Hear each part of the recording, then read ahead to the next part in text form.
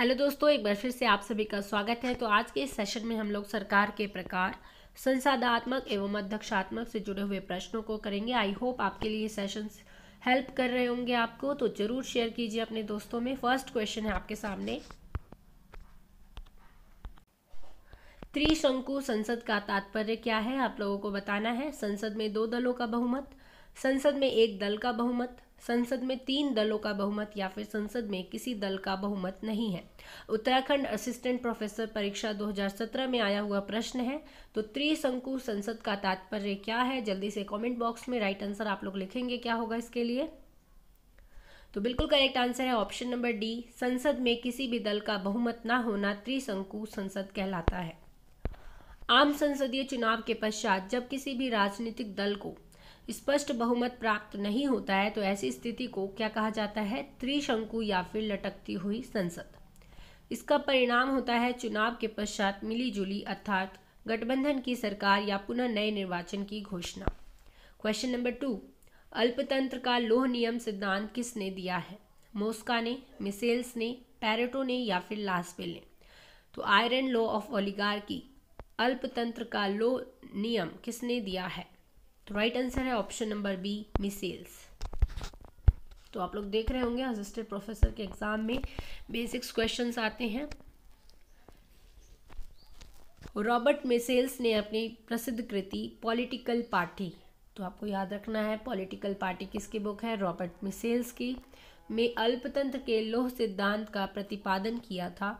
उन्होंने German democratic party का अध्ययन करने के उपरांत स्पष्ट किया कि समाज में भी संगठन हो, उसका नेतृत्व गिने चुने लोगों के हाथ में होता है। तो क्या कहते हैं रॉबर्ट मिसेल्स कि जो शासन है वो केवल कुछ गिने चुने लोगों के हाथों में ही होता है। उनके अनुसार लोगों का बहुत बड़ा भाग सुस्त, उदासीन और राजनीतिक दृष्टि से तटस्थ होता है। शातिर लोग इस स्थिति का लाभ उठाकर नेतृत्व प्राप्त कर लेते हैं और इसी स्थिति का फायदा उठाकर कुछ गिने चुने लोग ही शासन सत्ता का प्रयोग करते हैं। उन्होंने किस पार्टी का अध्ययन किया था? तो जर्मन डेमोक्रेटिक पार्टी का अध्ययन किया था। क्वेश्चन नंबर 3, राजनीतिक चिंतन के लिए सामान्यतः एक विनाश का कानून विषयक विवेचन संभवतः उनकी महानतम देन है। यह कथन किसका है? डर्निंग का, गैटिल का, फोस्टर का, या फिर कोकर का? तो ये किसने कहा है कि राजनीतिक चिंतन के लिए सामान्यतः एक विनाश का कानून विषयक विवेचन संभवतः उनकी महानतम देन है? तो ये कथन है कोकर का। फ्रांसिस विलियम कोकर ने अपनी प्रसिद्ध रचना रीडिंग इन पॉलिटिकल फिलॉसफी में एक विनाश के बारे में कहा है कि राजनीतिक चिंतन के क्षेत्र में कानून विषयक विवेचन उनकी महान देन है। क्वेश्चन नंबर 4, ब्रिटिश संसदीय व्यवस्था के संदर्भ में ऐसा कहा जाता है कि राज्य अध्यक्ष के पास वीटो की शक्ति है, प्रधानमंत्री राज्य अध्यक्ष के प्रति उत्तरदायी है, संसद कार्यपालिका के प्रति उत्तरदायी है, या फिर संसद पर कैबिनेट का वर्चस्व होता है। तो ब्रिटिश संसदीय व्यवस्था के संदर्भ में यहाँ पर क्या सही है आपको बताना है। क्वेश्चन नंबर 4 के लिए राइट आंसर क्या है? ऑप्शन नंबर डी, संसद पर कैबिनेट का वर्चस्व होता है। ब्रिटिश संसदीय व्यवस्था में संसद पर कैबिनेट का वर्चस्व होता है। ब्रिटिश संसदीय व्यवस्था में बहुमत प्राप्त राजनीतिक दल के द्वारा सरकार का निर्माण किया जाता है। अपने बहुमत के बल पर ही मंत्रिपरिषद का संसद पर वर्चस्व स्थापित हो जाता है। सामूहिक उत्तरदायित्व और व्हिप जारी करना जैसे प्रावधानों की वजह से संसद कैबिनेट पर नहीं बल्कि कैबिनेट संसद पर नियंत्रण स्थापित कर चुकी है। ऐसा नहीं कहा जा सकता कि ब्रिटेन में राजा के पास वीटो पावर नहीं है। वीटो पावर तो है, पर उसका उपयोग साम्राज्ञी यन के समय से नहीं हुआ है वीटो पावर, लेकिन उसका प्रयोग अभी तक नहीं किया गया है। क्वेश्चन नंबर 5, कौन सी सरकार को उत्तरदायी सरकार के नाम से भी जाना जाता है? कुलीनतंत्रीय, संसदीय, राजशाही, या फिर तानाशाही? तो इसमें से किस प्रकार की सरकार को उत्तरदायी सरकार के नाम से भी जाना जाता है? तो राइट आंसर है ऑप्शन नंबर बी, संसदीय सरकार को उत्तरदायी सरकार के नाम से भी जाना जाता है। कार्यपालिका और विधायिका के पारस्परिक संबंधों के आधार पर संसदीय और अध्यक्षात्मक शासन का विभाजन किया जाता है। संसदीय शासन में कार्यपालिका संसद के प्रति उत्तरदायी होती है, इसलिए इसे उत्तरदायी सरकार के नाम से जाना जाता है। क्वेश्चन नंबर 6, यह कथन किसका है कि संसदीय शासन प्रणाली में मंत्रिमंडलीय उत्तरदायित्व की ओट में नौकरशाही शासन करती है? ये किसने कहा है कि संसदीय शासन प्रणाली में मंत्रिमंडलीय उत्तरदायित्व की ओट में कौन शासन करती है? नौकरशाही। हरमन फाइनर ने कहा है, हैरल्ड लास्की ने कहा है, आइबर जेनिंग्स ने, या फिर रैमजे म्यूर ने? तो ये स्टेटमेंट किसका है? जल्दी से इसके लिए करेक्ट आंसर बताइए क्या होगा। तो करेक्ट आंसर है option number D, Ramsay Muir. लोकतांत्रिक संसदीय शासन प्रणाली में नौकरशाही की बढ़ती हुई शक्तियों के संदर्भ में यह कथन रैमजे म्यूर का है और उनकी प्रसिद्ध पुस्तक क्या है? How Britain is governed. किसकी पुस्तक है? How Britain is governed. तो ये बुक है रैमजे म्यूर का। में इन्होंने नौकरशाही की तुलना फ्रैंकस्टीन दानव से की है, जो अपने सृजनकर्ता को ही खा जाता है। तो ये क्वेश्चन इंपॉर्टेंट है। हाउ ब्रिटेन इज गवर्न्ड किसकी पुस्तक है? रैमजे म्यूर की। और इन्होंने इसमें नौकरशाही की तुलना किससे की है? फ्रैंकस्टीन से, जो कि एक दानव है, और उनका कहना है कि ये अपने सृजनकर्ता को ही खा जाता है। क्वेश्चन नंबर 7, निम्नलिखित में से कौन सी संसदीय नियंत्रण की विधि नहीं है? तो इसमें से संसदीय नियंत्रण की विधि कौन सी नहीं है? राष्ट्रपति का अभिभाषण, संसदीय प्रश्न, किसी विषय पर आधे घंटे की बहस, या फिर बजट पर चर्चा? तो राइट आंसर बताइए क्या होगा। जितने लोग भी जुड़े हैं, अगर उन्होंने बेल आइकन को प्रेस नहीं कर रखा है तो प्रेस कर दीजिए ताकि आपको नोटिफिकेशन मिलता रहे। तो राइट आंसर है ऑप्शन नंबर ए, राष्ट्रपति का अभिभाषण। संसदीय साधारण निर्वाचन के पश्चात तथा प्रत्येक वर्ष सदन का सत्र प्रारंभ होने पर राष्ट्रपति दोनों सदनों के संवेद सभा के समक्ष अभिभाषण प्रस्तुत करता है। इस अभिभाषण का उद्देश्य सरकार की नीतियों एवं कार्यक्रमों की रूपरेखा प्रस्तुत करना होता है। राष्ट्रपति का अभिभाषण संसदीय नियंत्रण विधि के अंतर्गत नहीं आता है और न ही इस अभिभाषण के लिए राष्ट्रपति संसद के प्रति उत्तरदायी है। क्वेश्चन नंबर 8, भारत में कानूनी अधिसत्ता इसके अधीन है? संसद के, उच्चतम न्यायालय के, राष्ट्रपति के, या फिर निर्वाचक गण के? तो भारत में कानूनी अधिसत्ता किसके अधीन है? तो राइट आंसर है संसद के अधीन है भारत में कानूनी अधिसत्ता। कानूनी संप्रभुता का संबंध उस संस्था से है जिसे अंततः कानून निर्माण का प्राधिकार प्राप्त है। भारत में कानून निर्माण के लिए अंतिम रूप से संसद उत्तरदायी है, अतः कानूनी प्रभुसत्ता इसी के अधीन आती है। क्वेश्चन नंबर 9, भारतीय राजनीतिक व्यवस्था का स्वरूप निम्न में से कौन सा है? गणतंत्रीय, संघीय, अध्यक्षात्मक, गणतंत्रीय, एकात्मक, संसदीय, गणतंत्रीय, संघीय और संसदीय, या फिर गणतंत्रीय, एकात्मक, अध्यक्षात्मक? तो राइट आंसर बताइए। एलिमिनेट करते हुए आप लोग राइट आंसर बता सकते हैं। तो राइट आंसर है ऑप्शन नंबर सी, गणतंत्रीय, संघीय और संसदीय। ऑप्शन नंबर ए में आपको अध्यक्षात्मक दिख रहा है, जो कि अपने भारत में नहीं है। ऑप्शन नंबर बी में आपको एकात्मक दिख रहा है, जो एकात्मक शासन व्यवस्था भी अपने भारत में नहीं है। क्या है? संघात्मक है। ऑप्शन सी में ही तीनों सही है, गणतंत्रीय, संघीय और संसदीय। ऑप्शन 4 में एकात्मक और अध्यक्षात्मक दिख रहा है, जो कि हमारे भारत में नहीं है। तो राइट आंसर है ऑप्शन नंबर सी, भारतीय राजनीतिक व्यवस्था का स्वरूप गणतंत्रीय, संघीय और संसदीय है। संघात्मक संविधान के अंतर्गत मुख्यतः 2 प्रकार की सरकारों की स्थापना की जा सकती है, संसदीय तथा अध्यक्षात्मक। भारतीय संविधान ने संसदीय सरकार की स्थापना की है। गणतंत्र इस बात का परिचायक है कि भारत की सरकार की शक्ति का स्रोत भारत की जनता है। एक संघात्मक संविधान में सामान्यतः कौन कौन से आवश्यक तत्व पाए जाते हैं?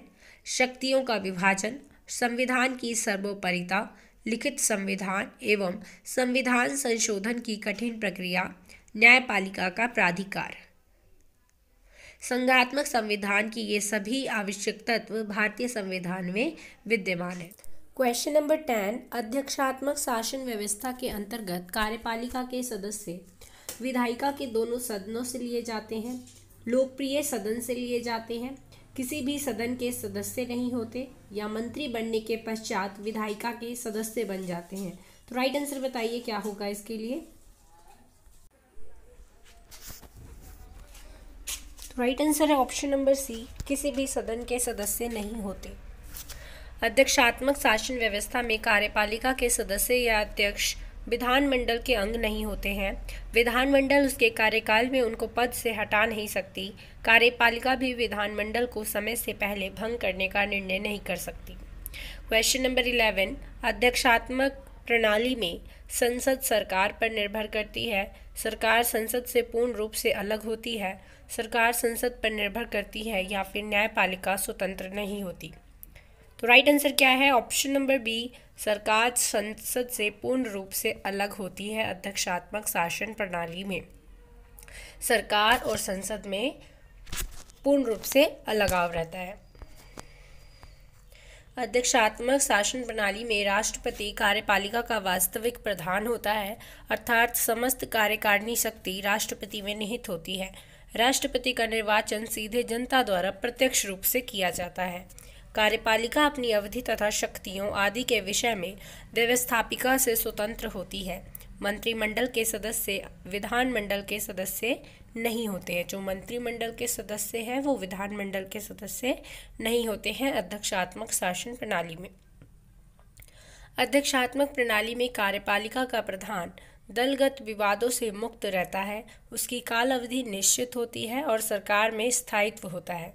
अध्यक्षात्मक प्रणाली में कार्यपालिका का प्रधान अपने मंत्रिमंडल में पूरे देश से योग्यतम व्यक्तियों को नियुक्त कर सकता है।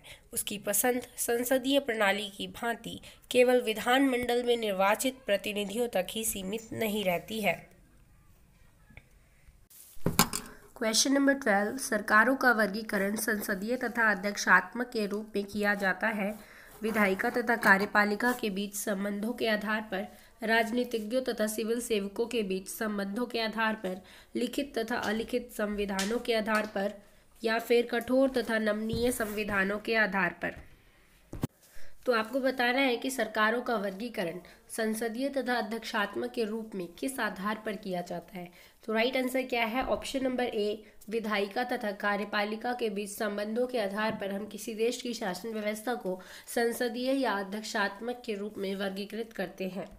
क्वेश्चन नंबर 13, अध्यक्षात्मक शासन प्रणाली की मुख्य विशेषता है।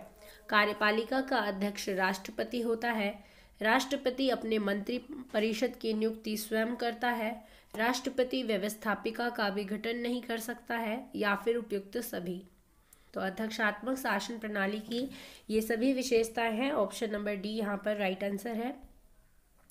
अध्यक्षात्मक शासन प्रणाली की क्या क्या विशेषताएं होती हैं कि कार्यपालिका संसद के प्रति उत्तरदायी नहीं होती है, जबकि जो संसदीय शासन व्यवस्था होती है उसमें कार्यपालिका संसद के प्रति उत्तरदायी होती है। वास्तविक और संवैधानिक कार्यपालिका अध्यक्ष में कोई अंतर नहीं होता है अध्यक्षात्मक शासन प्रणाली में, जबकि जो संसदीय व्यवस्था होती है उसमें वास्तविक और संवैधानिक अध्यक्ष में अंतर होता है। जैसे कि वास्तविक अध्यक्ष संसदीय व्यवस्था में कौन होता है, प्रधानमंत्री और उनका मंत्रिपरिषद, जबकि संवैधानिक अध्यक्ष कौन होता है, राष्ट्रपति। भारत में संसदीय व्यवस्था है तो इससे आप लोग इसे कनेक्ट कर सकते हैं। अध्यक्षात्मक शासन प्रणाली में मंत्री राष्ट्रपति के समक्ष नहीं होते। उनकी नियुक्ति और पदच्युति में राष्ट्रपति स्वतंत्र है। शक्ति पृथक्करण सिद्धांत के अनुरूप अध्यक्षात्मक शासन प्रणाली में कार्यपालिका और व्यवस्थापिका अंतः संबंधित नहीं होते हैं। शक्ति पृथक्करण कर दिया गया है, दोनों अलग अलग हैं। अतः राष्ट्रपति व्यवस्थापिका का भी गठन नहीं कर सकता है। क्वेश्चन नंबर 14, किसने अध्यक्षात्मक प्रणाली पद का सर्वप्रथम प्रयोग किया। तो जो शब्द है अध्यक्षात्मक, इसका सबसे पहले किसने प्रयोग किया है। अब्राहम लिंकन ने, मॉन्टेस्क्यू ने, वॉल्टर बेजहोट ने या फिर मैडिसन ने। तो राइट आंसर है option number C, Walter Bagehot ने सबसे पहले अध्यक्षात्मक प्रणाली पद का प्रयोग किया। अध्यक्षात्मक प्रणाली पद का सर्वप्रथम प्रयोग वॉल्टर बेजहोट ने अपनी पुस्तक द इंग्लिश कॉन्स्टिट्यूशन में किया था। क्वेश्चन नंबर 15, अध्यक्षात्मक शासन प्रणाली में कार्यपालिका का अध्यक्ष विधानसभा का सदस्य होता है। मंत्री भी विधानसभा के सदस्य होते हैं। कार्यपालिका अध्यक्ष व मंत्री विधानसभा के सदस्य नहीं होते हैं, या फिर कार्यपालिका का अध्यक्ष का चुनाव नहीं होता है। तो अध्यक्षात्मक शासन प्रणाली में क्या कथन यहाँ पर सही है? राजस्थान पीजीटी परीक्षा 2014 का यह प्रश्न है। तो राइट आंसर है ऑप्शन नंबर सी, कार्यपालिका अध्यक्ष व मंत्री विधानसभा के सदस्य नहीं होते हैं अध्यक्षात्मक शासन प्रणाली में। कोई शासन प्रणाली अध्यक्षात्मक है या नहीं, इस प्रश्न का उत्तर कार्यपालिका और विधायिका के संबंधों पर आधारित है। अध्यक्षात्मक शासन प्रणाली में शक्तियों के पृथक्करण के सिद्धांत पर कार्य करती है। इसमें कार्यपालिका अध्यक्ष व मंत्री विधायिका के सदस्य नहीं होते हैं। अध्यक्षात्मक शासन प्रणाली में कार्यपालिका का अध्यक्ष वास्तविक अध्यक्ष होता है। क्वेश्चन नंबर 16, अध्यक्षात्मक शासन प्रणाली में कार्यपालिका अध्यक्ष वास्तविक अध्यक्ष होता है, विधानसभा के प्रति उत्तरदायी होता है, नामधारी अध्यक्ष होता है, या फिर वीटो की शक्ति नहीं होती है। तो राइट आंसर क्या है? ऑप्शन नंबर ए, अध्यक्षात्मक शासन प्रणाली में कार्यपालिका का जो अध्यक्ष होता है वही वास्तविक अध्यक्ष भी होता है। क्वेश्चन नंबर 17, अध्यक्षात्मक व्यवस्था में राष्ट्रपति प्रधान है, राज्य का, सरकार का, राज्य तथा सरकार दोनों का, या उपयुक्त में से कोई नहीं। तो अध्यक्षात्मक व्यवस्था में राष्ट्रपति राज्य तथा सरकार दोनों का ही प्रधान होता है। अध्यक्षात्मक शासन व्यवस्था में राष्ट्रपति को राज्याध्यक्ष और शासनाध्यक्ष दोनों कहा जाता है। भारत और ब्रिटेन जैसे संसदीय व्यवस्था वाले राज्यों में राष्ट्रपति या राजा राज्याध्यक्ष होते हैं, जबकि प्रधानमंत्री सरकार का अध्यक्ष होता है। जबकि अध्यक्षात्मक व्यवस्था में एक ही व्यक्ति राष्ट्रपति और राज्य का प्रधान और शासन का प्रधान दोनों होता है। क्वेश्चन नंबर 18, अध्यक्षात्मक शासन व्यवस्था में राष्ट्रपति व्यवस्थापिका से स्वतंत्र होता है, व्यवस्थापिका पर निर्भर होता है, न्यायपालिका पर आश्रित होता है, या फिर मंत्री परिषद की सलाह से बाध्य होता है। तो राइट आंसर बताइए लाइव चैट में आप लोग जल्दी से इसके लिए करेक्ट आंसर, और लास्ट में आप लोग अपने मार्क्स को शेयर कर सकते हैं कि आज आपने कितने क्वेश्चंस को सही किए हैं। ज़्यादा से ज़्यादा दोस्तों में शेयर कीजिए, लाइक कीजिए। तो राइट आंसर है अध्यक्षात्मक शासन व्यवस्था में राष्ट्रपति व्यवस्थापिका से स्वतंत्र होता है। क्वेश्चन नंबर 19, अध्यक्षात्मक व्यवस्था में कैबिनेट के सदस्य जिम्मेदार होते हैं, राष्ट्रपति के प्रति, व्यक्तिगत रूप से विधायिका के प्रति, सामूहिक रूप से विधायिका के प्रति, या फिर मतदाताओं के प्रति। तो जो अध्यक्षात्मक शासन व्यवस्था है उसमें कैबिनेट के सदस्य किसके प्रति जिम्मेदार होते हैं आपको बताना है। तो राइट आंसर है ऑप्शन नंबर ए, राष्ट्रपति के प्रति कैबिनेट के सदस्य जिम्मेदार होते हैं। अध्यक्षात्मक प्रणाली में कैबिनेट के सदस्य राष्ट्रपति के प्रति जिम्मेदार होते हैं। राष्ट्रपति अपने मंत्रिमंडल के सदस्यों को नियुक्त करता है और उन्हें जब चाहे पदच्युत यानी पद से हटा सकता है। क्वेश्चन नंबर 20, अध्यक्षात्मक शासन प्रणाली में मंत्रिमंडल यानी कैबिनेट के सदस्य किसके प्रति उत्तरदायी होते हैं? तो राष्ट्रपति के प्रति। क्वेश्चन नंबर 21, निम्नलिखित में से अध्यक्षात्मक सरकार किस देश में है?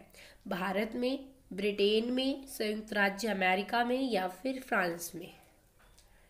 तो राइट आंसर है ऑप्शन नंबर बी, संयुक्त राज्य अमेरिका में अध्यक्षात्मक शासन प्रणाली है। अध्यक्षात्मक शासन प्रणाली में राष्ट्रपति कार्यपालिका का वास्तविक प्रधान होता है, अर्थात समस्त कार्यकारिणी शक्ति राष्ट्रपति में ही निहित होती है। संयुक्त राज्य अमेरिका में अध्यक्षात्मक सरकार है। क्वेश्चन नंबर 22, संसदीय सरकार जिसके अभाव में कार्य नहीं कर सकती वह है लिखित संविधान, कठोर संविधान, राजनीतिक दल, या फिर स्वतंत्र न्यायपालिका। तो कौन सा ऐसा फीचर है जिसके बिना संसदीय सरकार काम नहीं कर सकती है? तो राइट आंसर है ऑप्शन नंबर सी, राजनीतिक दल के बिना संसदीय सरकार कार्य नहीं कर सकती है। लोकतंत्रात्मक शासन व्यवस्थाओं में राजनीतिक दलों का आधारभूत स्थान रहता है। राजनीतिक दल ही राजनीतिक चेतना के केंद्र होते हैं। संसदीय सरकार में संपूर्ण राजनीतिक प्रक्रिया राजनीतिक दलों के आसपास घूमती रहती है। संसदीय निर्वाचन में भाग लेना, बहुमत प्राप्त कर सरकार बनाना तथा अपनी नीतियों को कार्यान्वित करना राजनीतिक दलों का कार्य है। क्वेश्चन नंबर 23, संसदीय शासन प्रणाली व्यवस्था में व्यवस्थापिका कार्यपालिका के प्रति उत्तरदायी होती है, कार्यपालिका व्यवस्थापिका के प्रति उत्तरदायी होती है, न्यायपालिका कार्यपालिका के प्रति उत्तरदायी होती है, या फिर उपयुक्त में से कोई नहीं। तो संसदात्मक शासन व्यवस्था प्रणाली में कौन किसके प्रति उत्तरदायी होता है, जल्दी से बताइए इसके लिए करेक्ट आंसर। तो राइट आंसर है ऑप्शन नंबर बी, कार्यपालिका व्यवस्थापिका के प्रति उत्तरदायी होती है। संसदात्मक शासन प्रणाली में मुख्यतः कार्यपालिका व्यवस्थापिका के प्रति उत्तरदायी होती है। क्वेश्चन नंबर 24, निम्न में से वह कौन सा मुख्य सिद्धांत है जिस पर संसदीय प्रणाली निर्भर है? संसद की सर्वोच्चता, व्यवस्थापिका के प्रति कार्यपालिका का उत्तरदायित्व, न्यायपालिका की सर्वोच्चता, या फिर शक्ति पृथक्करण का सिद्धांत। तो कौन सा मुख्य सिद्धांत है जिस पर संसदीय प्रणाली आधारित है? तो राइट आंसर है ऑप्शन नंबर बी, व्यवस्थापिका के प्रति कार्यपालिका का उत्तरदायित्व संसदीय शासन व्यवस्था का एक मुख्य विशेषता है जिसका होना अनिवार्य है। जबकि जो अध्यक्षात्मक शासन प्रणाली है उसमें कौन है? शक्ति पृथक्करण का सिद्धांत आधारभूत सिद्धांत है। क्वेश्चन नंबर 25, एक संसदीय सरकार में राज्य के प्रधान को है पूर्ण शक्ति, सीमित शक्ति, नाम मात्र की शक्ति, या फिर कोई शक्ति नहीं है। तो एक संसदीय सरकार में राज्य के प्रधान के पास कैसी शक्ति है? तो राइट आंसर है ऑप्शन नंबर सी, नाम मात्र की शक्ति। संसदीय सरकार में राष्ट्रपति संवैधानिक अध्यक्ष होता है, लेकिन वास्तविक शक्ति किसमें निहित होती है? मंत्रिपरिषद में, जिसका प्रधान कौन होता है? प्रधानमंत्री। मंत्रिपरिषद लोकसभा के प्रति सामूहिक रूप से उत्तरदायी होती है। इस प्रकार स्पष्ट है कि संसदीय शासन प्रणाली में वास्तविक कार्यपालिका शक्ति शासन अध्यक्ष के पास होती है, जबकि नाममात्र की कार्यपालिका शक्ति राज्य अध्यक्ष के पास होती है। राज्य अध्यक्ष देश का संवैधानिक प्रधान होता है। क्वेश्चन नंबर 26 के लिए राइट आंसर बताइए। संसदात्मक सरकार में कार्यपालिका अपने समस्त कार्यों तथा नीतियों के लिए उत्तरदायी होती है। राज्य अध्यक्ष के प्रति, लोकसभा के अध्यक्ष के प्रति, न्यायपालिका के प्रति, या फिर विधायिका के प्रति। तो राइट आंसर है ऑप्शन नंबर डी, विधायिका के प्रति। क्वेश्चन नंबर 27, संघात्मक संविधान का प्रमुख लक्षण क्या है? एक स्थान से शासन का ना होना, केंद्र सत्ता ही सब कुछ ना हो, केंद्र व राज्य की दोहरी सरकारें, या फिर एक केंद्रीय शासन हो। तो संघात्मक संविधान का प्रमुख लक्षण क्या है? केंद्र व राज्य में दोहरी सरकारें। संघात्मक संविधान में सामान्यतः क्या क्या विशेषताएं होती हैं? शक्तियों का विभाजन, केंद्रीय और प्रांतीय सरकारों के मध्य शक्तियों का विभाजन संघात्मक संविधान का एक परम आवश्यक तत्व है। संविधान की सर्वोपरिता, संविधान सरकार के सभी अंगों, कार्यपालिका, विधायिका और न्यायपालिका का स्रोत है। संविधान इनके अधिकार क्षेत्र की सीमा निर्धारित करता है, अतः इन्हें संविधान द्वारा प्रदत्त अपने सभी अधिकारों और शक्तियों का प्रयोग संविधान द्वारा निर्धारित सीमा के अंदर ही करना होता है। लिखित संविधान, संघात्मक संविधान आवश्यक रूप से लिखित संविधान होता है। संविधान के लिखित होने से केंद्रीय और प्रांतीय सरकारें अपने अधिकारों का स्पष्ट ज्ञान रखती है तथा परस्पर विश्वास के साथ कार्य करती है। संविधान की परिवर्तनशीलता, लिखित संविधान स्वभावतः लचीला होता है। देश की सर्वोच्च विधि का लचीला होना भी आवश्यक है। इसका तात्पर्य है कि संविधान में समय और परिस्थितियों के अनुसार आवश्यक परिवर्तन या संशोधन किए जा सकते हैं।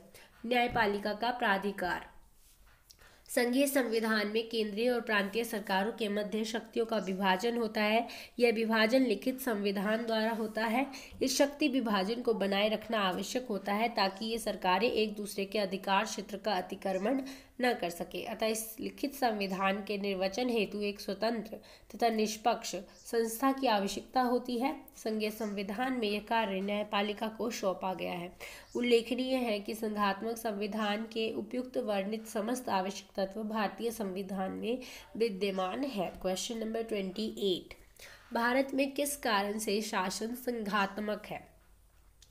न्यायपालिका क्योंकि स्वतंत्र है, संविधान लिखित है क्योंकि संविधान में संघ व राज्यों के मध्य शक्तियों को वितरित किया गया है, या फिर मंत्रिमंडल का सामूहिक उत्तरदायित्व। तो किस कारण से भारत एक संघात्मक शासन व्यवस्था है? तो राइट आंसर है ऑप्शन नंबर सी, क्योंकि संविधान में संघ व राज्यों के मध्य शक्तियों का वितरण किया गया है। क्वेश्चन नंबर 29, संसदात्मक तथा अध्यक्षात्मक रूप में सरकारों के वर्गीकरण का आधार क्या है? केंद्र राज्य संबंध, विधायिका कार्यपालिका संबंध, कार्यपालिका न्यायपालिका संबंध या फिर उपरोक्त सभी। तो संसदात्मक तथा अध्यक्षात्मक शासन प्रणाली का वर्गीकरण किस आधार पर किया जाता है? तो राइट आंसर है ऑप्शन नंबर बी, विधायिका और कार्यपालिका के संबंधों के आधार पर। संसदात्मक और अध्यक्षात्मक सरकारों के वर्गीकरण का आधार विधायिका कार्यपालिका संबंध है। संसदीय प्रणाली के अंतर्गत कार्यपालिका विधानमंडल के प्रति उत्तरदायी होती है, जबकि अध्यक्षीय शासन प्रणाली के अंतर्गत कार्यपालिका विधानमंडल के प्रति उत्तरदायी नहीं होती है, न उसे विधानमंडल अपने पद से हटा सकती है। क्वेश्चन नंबर 30, निम्नलिखित में से कौन अध्यक्षात्मक शासन व्यवस्था की एक विशेषता नहीं है? तो अध्यक्षात्मक शासन व्यवस्था की इनमें से क्या विशेषता नहीं है? इसमें दोहरी कार्यपालिका होती है, कार्यपालिका व्यवस्थापिका के प्रति उत्तरदायी नहीं होती है, कार्यपालिका का निर्वाचन एक निश्चित अवधि के लिए होता है, उक्त में से कोई नहीं। तो कौन सी एक विशेषता नहीं है अध्यक्षात्मक शासन प्रणाली की? तो राइट आंसर है ऑप्शन नंबर ए, इसमें दोहरी कार्यपालिका होती है, ये अध्यक्षात्मक शासन प्रणाली की विशेषता नहीं है। दोहरी कार्यपालिका का मतलब क्या है कि एक नाम मात्र का अध्यक्ष और एक वास्तविक अध्यक्ष, जबकि जो अध्यक्षात्मक शासन प्रणाली है उसमें राष्ट्रपति ही संवैधानिक और वास्तविक अध्यक्ष दोनों होता है, जबकि जो संसदीय शासन व्यवस्था है उसमें नाम मात्र का अध्यक्ष होता है, संवैधानिक प्रधान जो होता है यानी कि राष्ट्रपति, और वास्तविक अध्यक्ष होता है प्रधानमंत्री और उसका मंत्रिपरिषद। अमेरिका जैसे अध्यक्षात्मक व्यवस्था वाले देशों में कार्यपालिका का विभाजन इस प्रकार नहीं होता है। ऐसी व्यवस्थाओं में एक ही प्रकार की कार्यपालिका पाई जाती है। संवैधानिक और वास्तविक कार्यपालक कौन होता है? राष्ट्रपति होता है। क्वेश्चन नंबर 31, द्विसदनवाद निम्नलिखित शासन प्रणालियों में से किस एक की एक अनिवार्य विशिष्टता है? अध्यक्षात्मक व्यवस्था की, संसदात्मक व्यवस्था की, संघात्मक व्यवस्था की या फिर एकात्मक व्यवस्था की? तो द्विसदनवाद किस शासन प्रणाली की एक मुख्य विशेषता है? तो राइट आंसर है ऑप्शन नंबर सी, संघात्मक शासन व्यवस्था की। एक पूर्ण विकसित संघात्मक शासन प्रणाली में कौन कौन सी विशेषताएं होती हैं? संविधान सर्वोच्च होता है, संघीय सरकार एवं संघ की इकाइयों के बीच शक्तियों का वितरण होता है, संघ एवं इकाइयों के मध्य विवादों के समाधान हेतु एक सर्वोच्च न्यायिक सत्ता होती है, संघ द्वारा नीति निर्माण में राज्यों की भागीदारी सुनिश्चित करने हेतु द्विसदनीय व्यवस्था होती है। क्वेश्चन नंबर 32, निम्नलिखित सरकारों की व्यवस्थाओं में दोहरा शासन किसका आवश्यक लक्षण है? राइट आंसर है ऑप्शन नंबर सी, संघीय व्यवस्था। केंद्रीय और प्रांतीय सरकारों के बीच शक्तियों का विभाजन संघात्मक संविधान का एक परम आवश्यक तत्व है। संघीय व्यवस्था केंद्रीय सरकार और राज्य सरकार के रूप में दोहरी शासन पद्धति की व्यवस्था करती है। संविधान के वे उपबंध जो संघीय व्यवस्था से संबंध रखते हैं उनमें राज्य सरकारों की सहमति के बिना परिवर्तन नहीं किया जा सकता है। संघात्मक संविधान के अंतर्गत मुख्यतः दो प्रकार की सरकारों की स्थापना की जा सकती है, संसदीय तथा अध्यक्षात्मक। अमेरिका की सरकार अध्यक्षात्मक है, वहाँ का राष्ट्रपति कार्यपालिका का वास्तविक प्रधान होता है, अर्थात समस्त कार्यकारिणी शक्ति राष्ट्रपति में ही निहित होती है। भारतीय संविधान ने संसदीय सरकार की स्थापना की है। संविधान को मुख्यतः दो वर्गों में विभाजित किया जाता है, परिसंघात्मक तथा एकात्मक। एकात्मक संविधान वह है जिसके अंतर्गत सारी शक्तियाँ एक ही सरकार में निहित होती है, जो प्राय केंद्रीय सरकार होती है। परिसंघात्मक संविधान वह है जिसमें शक्तियों को केंद्र व राज्यों में विभाजित किया जाता है। इसमें दोनों सरकारें अपने अपने क्षेत्रों में स्वतंत्र रूप से कार्य करती है। क्वेश्चन नंबर 33, निम्नलिखित में से कौन भारत में एकात्मक विशेषता का समर्थन नहीं करता है? अखिल भारतीय सेवाएं, एकल नागरिकता, आपातकालीन प्रावधान या फिर औपचारिक प्रधान के रूप में राष्ट्रपति। तो कौन सी एक विशेषता है जो एकात्मक विशेषता का समर्थन नहीं करती है? तो राइट आंसर है ऑप्शन नंबर डी, औपचारिक प्रधान के रूप में राष्ट्रपति। भारतीय संविधान में भारत में संसदीय सरकार की स्थापना की है। अमेरिका में सरकार का स्वरूप अध्यक्षात्मक है। संसदीय सरकार में राष्ट्रपति संवैधानिक अध्यक्ष होता है, लेकिन वास्तविक शक्ति मंत्रिपरिषद में निहित होती है, जिसका प्रधान प्रधानमंत्री होता है। इस प्रकार मात्र औपचारिक प्रधान के रूप में राष्ट्रपति भारत में एकात्मक विशेषता का समर्थन नहीं करता है। यद्यपि अनुच्छेद 53 द्वारा संघ की कार्यपालिका शक्ति राष्ट्रपति में निहित की गई है, लेकिन अनुच्छेद 74 में यह भी स्पष्ट कर दिया गया है कि वह उसका प्रयोग मंत्रिपरिषद की सहायता और मंत्रणा से ही करेगा। अनुच्छेद 73 केवल संघ की कार्यपालिका शक्ति के विस्तार का उल्लेख करता है, जिसके अनुसार संघ की कार्यपालिका शक्ति का विस्तार उन विषयों से संबंधित होगा जिन पर संसद को विधि बनाने की शक्ति है। सामान्यतः कार्यपालिका शक्ति का उन राजकीय कार्यों से तात्पर्य है जो विधायी और न्यायिक कार्य को निकालने के पश्चात शेष बचते हैं। क्वेश्चन नंबर 34, निम्न में से कौन सी विशेषता एकात्मक शासन व्यवस्था की नहीं है? प्रशासनिक एकता, प्रशासनिक शक्ति संपन्नता, राष्ट्रीय एकता एवं स्थानीय स्वशासन में समन्वय। तो कौन सी एक विशेषता है जो एकात्मक शासन व्यवस्था की नहीं है? तो राइट आंसर है ऑप्शन नंबर डी, राष्ट्रीय एकता एवं स्थानीय स्वशासन में समन्वय। एकात्मक शासन प्रणाली में राष्ट्रीय एकता एवं स्थानीय स्वशासन का समन्वय एक गंभीर समस्या है। इस समस्या के समाधान के लिए ही संघीय शासन व्यवस्था को उपयोगी माना जाता है। एकात्मक शासन के बारे में कहा जाता है कि केंद्रीय सत्ता में रक्त की अधिकता है और स्थानीय संस्थाएं रक्त अभाव से पीड़ित है। क्वेश्चन नंबर 35, किसने एकात्मक राज्य की परिभाषा एक केंद्रीय सरकार के अंतर्गत संगठित राज्य के रूप में दी है? स्ट्रॉन्ग ने, गार्नर ने, बिलोबी ने या फिर फाइनर ने? तो इनमें से किसने एकात्मक राज्य की परिभाषा एक केंद्रीय सरकार के अंतर्गत संगठित राज्य के रूप में दी है? स्ट्रॉन्ग ने। बहुत से देशों जैसे ब्रिटेन, फ्रांस, चीन में एकात्मक शासन व्यवस्था विद्यमान है, जिसकी मुख्य विशेषता एक केंद्रीय शासन के हाथों में सारी शक्तियों का केंद्रीकरण है। CF स्ट्रॉन्ग के अनुसार एकात्मक राज्य वह है जो एक केंद्रीय सरकार के अधीन संगठित होता है तथा केंद्रीय सरकार अपने अंगों को विशेष शक्ति प्रदान करने वाले किसी भी कानून द्वारा आरोपित प्रतिबंधों से मुक्त होने के नाते राजनीतिक संगठन पर सर्वोच्च होती है। एकात्मक राज्य की परिभाषाएं देखते हैं। फाइनर ने क्या कहा है? एकात्मक राज्य वह है जिसमें शासन सत्ता एवं शक्ति एक केंद्र में निहित रहती है, जिसकी इच्छा एवं उसके अधिकारी समस्त क्षेत्र पर कानूनन सर्वशक्तिमान होती हैं। डायसी के अनुसार एक केंद्रीय शक्ति के द्वारा सर्वोच्च शक्ति का प्रयोग किया जाना ही एकात्मक शासन है। क्वेश्चन नंबर 36, एकात्मक व्यवस्था का मुख्य लक्षण है शक्तियों का केंद्रीकरण, शक्तियों का विकेंद्रीकरण, दोहरी नागरिकता या फिर अस्थायित्व।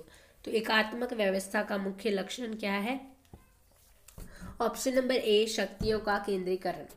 शक्तियों का केंद्रीकरण और विकेंद्रीकरण क्रमशः एकात्मक और संघात्मक शासन प्रणाली का मूल लक्षण है। केंद्रीकरण किसमें होता है? एकात्मक शासन व्यवस्था में। और विकेंद्रीकरण किसमें होता है? संघात्मक शासन व्यवस्था में। यानी शक्ति किसी एक के पास सीमित नहीं होगी, संघात्मक शासन व्यवस्था में उसका विकेंद्रीकरण हो जाएगा, यानी कि वो बढ़ जाएगी। डायसी के अनुसार एक केंद्रीय सत्ता के द्वारा सर्वोच्च शक्ति का प्रयोग किया जाना ही एकात्मक शासन व्यवस्था है। एकात्मक शासन प्रणाली में एक केंद्रीय सत्ता सर्वोच्च शक्ति का प्रयोग करती है, अन्य अभिकरण अपनी शक्ति के लिए उस केंद्रीय सत्ता पर निर्भर रहते हैं। क्वेश्चन नंबर 37, वह राज्य जिसमें समस्त सत्ता एवं शक्ति एक केंद्र में निहित हो और जिसके प्रतिनिधि तथा जिसकी इच्छा वैधानिक रूप से सर्वव्यापी हो जानी जाती है, एकात्मक सरकार के रूप में, संघात्मक सरकार के रूप में, संसदात्मक सरकार के रूप में या फिर अध्यक्षात्मक सरकार के रूप में। तो राइट आंसर है ऑप्शन नंबर ए, एकात्मक सरकार के रूप में। एकात्मक शासन व्यवस्था में शासन की संपूर्ण शक्ति संविधान द्वारा एक केंद्रीय सरकार में निहित की जाती है तथा शक्ति के प्रयोग में केंद्रीय सरकार की सर्वोपरि होता है। विविध प्रादेशिक सरकारें व स्थानीय सरकारें प्रशासकीय कुशलता के लिए केंद्र सरकार द्वारा स्थापित की जाती हैं, जो इन्हें आवश्यक सत्ता प्रदान करती है और इन पर पूर्ण नियंत्रण रखती है। क्वेश्चन नंबर 38, एकात्मक सरकार में कानून बनाने की सत्ता सतत रूप से एक एक केंद्रीकृत शक्ति में निहित होती है, यह कथन किसका है? फाइनर का, गार्नर का, बिलोबी का या फिर डाइसी का?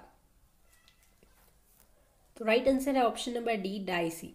एवी डाइसी ने अपनी प्रसिद्ध पुस्तक introduction to the study of law and the constitution में ब्रिटिश पार्लियामेंट की कानून निर्माण की शक्ति को देखते हुए उपयुक्त कथन को उद्धृत किया है। क्वेश्चन नंबर 39, निम्नलिखित में से कौन एक एकात्मक राज्य है? यूएसए, भारत, ऑस्ट्रेलिया या फिर यूके? तो कौन सा एक एकात्मक राज्य है? तो राइट आंसर है ऑप्शन नंबर डी, यूके।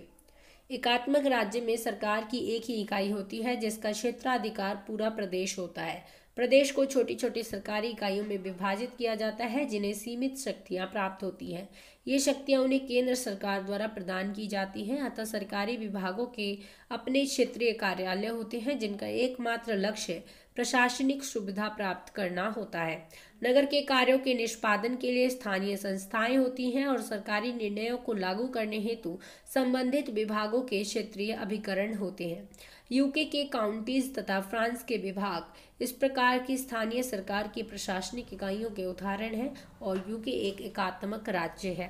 राज्यों का संघ भारत एक संपूर्ण प्रभुत्व संपन्न समाजवादी धर्मनिरपेक्ष लोकतांत्रिक गणराज्य है जिसमें संसदीय प्रणाली की सरकार है।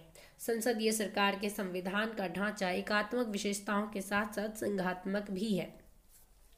भारतीय संविधान में विधायी शक्तियां संसद एवं राज्य विधानसभाओं में विभाजित की जाती हैं तथा शेष शक्तियां संसद को प्राप्त है। ऑस्ट्रेलियाई राष्ट्रमंडल संघीय शक्ति विभाजन पर आधारित एक संवैधानिक प्रजातंत्र है। अमेरिका में संघात्मक व्यवस्था तथा अध्यक्षात्मक शासन है। क्वेश्चन नंबर 40, निम्न में से कौन सा युग्म यहाँ पर गलत है आपको बताना है। संसदात्मक शासन व्यवस्था क्या ब्रिटेन, भारत और जर्मनी में है? अध्यक्षात्मक शासन व्यवस्था अमेरिका, ब्राजील, लैटिन अमेरिका के राज्य, दक्षिण अफ्रीका में है। संघात्मक शासन व्यवस्था इंग्लैंड, जापान, चीन और फ्रांस में है या फिर एकात्मक शासन व्यवस्था ब्रिटेन, फ्रांस और चीन में है? तो यहाँ पर गलत युग्म को पहचानना है। तो राइट आंसर है ऑप्शन नंबर सी, संघात्मक शासन व्यवस्था इंग्लैंड, जापान, चीन और फ्रांस। चीन तथा फ्रांस में क्योंकि एकात्मक व्यवस्था है, ब्रिटेन तथा जापान में संसदीय व्यवस्था है। इस प्रकार विकल्प सी यहाँ पर असत्य है जबकि अन्य विकल्प सत्य हैं। क्वेश्चन नंबर 41, कौन सा देश अध्यक्षात्मक व संसदीय प्रणालियों का सर्वश्रेष्ठ उदाहरण है? भारत, कनाडा, फ्रांस और इंग्लैंड, दोनों चीजें हैं वहां पर। अध्यक्षात्मक और संसदीय प्रणाली दोनों का सर्वश्रेष्ठ उदाहरण कौन है? तो राइट आंसर है ऑप्शन नंबर सी, फ्रांस। 1958 में फ्रांस के 5वें गणतंत्र का संविधान कार्यपालिका के स्थायित्व की व्यवस्था अध्यक्षात्मक व्यवस्था के अनुरूप करने के उद्देश्य से प्रेरित रहा। इस संविधान में दो विरोधी सिद्धांतों स्थायित्व और उत्तरदायित्व को मिलाने का प्रयत्न किया गया है। यह अध्यक्षात्मक एवं संसदीय प्रणाली का मेल करके एक ऐसा प्रतिमान प्रस्तुत करता है जिसे फ्रांस के लेखक प्रेसिडेंशियलिस्ट व्यवस्था कहकर पुकारते हैं। क्वेश्चन नंबर 42, यह किसका कथन है कि संविधान सरकार के निरंकुश कार्यों को सीमित करता है? संविधान सरकार के निरंकुश कार्यों को सीमित करता है, यह ऐसा कौन कहता है? डाइसी, रूसो, गार्नर या फिर स्ट्रॉन्ग? तो राइट आंसर है option number D, CF strong. किसी भी देश का संविधान वहां की राजनीतिक प्रक्रिया के लिए वैध ढांचा प्रस्तुत करता है। CF स्ट्रॉन्ग ने संविधान का लक्ष्य स्वीकार करते हुए कहा कि संविधान सरकार के निरंकुश कार्यों को सीमित करती है। क्वेश्चन नंबर 43, संविधान विहीन राज्य एक राज्य नहीं होगा अपितु एक प्रकार की अराजकता की व्यवस्था होगी, यह कथन है अरस्तु का, ब्राइस का, जेलिनेक का या फिर डाइसी का? तो संविधान विहीन राज्य एक राज्य नहीं होगा बल्कि यह एक प्रकार की अराजकता की व्यवस्था होगी, ऐसा किसने कहा है? तो राइट आंसर है ऑप्शन नंबर सी, जेलिनेक ने। एक अच्छे संविधान की आवश्यकता को रेखांकित करते हुए जेलिनेक का कथन है कि संविधान विहीन राज्य न होकर एक प्रकार की अराजकता है। तो आज हमने ये क्वेश्चन किए संसदीय और अध्यक्षात्मक शासन व्यवस्था से जुड़े हुए सरकार के रूप के। नेक्स्ट वीडियो में हम लोग संघवाद से जुड़े हुए प्रश्नों को करेंगे। तो आई होप आपको ये सेशन पसंद आया होगा। अपना फीडबैक शेयर कीजिए, दोस्तों में शेयर कीजिए। मिलते हैं नेक्स्ट वीडियो में, तब तक के लिए धन्यवाद।